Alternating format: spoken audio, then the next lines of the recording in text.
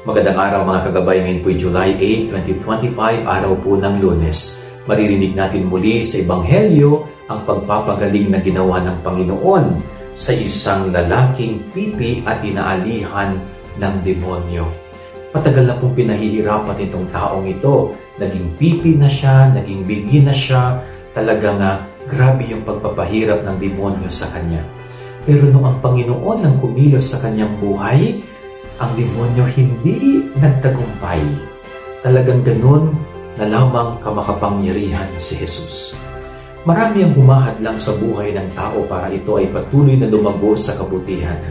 Kadalasan, mga gawa ng Espiritu na hindi mabuti. Kaya napakaganda po na tayo ay palaging connected sa Diyos, na huwag mawawala ang ating ugnayan palagi sa Diyos. Palaging magdasal, palaging palalimin ang ating ugnayan sa Panginoon. Yan ang ating gabay aral ngayong maghapon. God bless po sa inyo lahat. Pagpalain kayo ng Panginoon.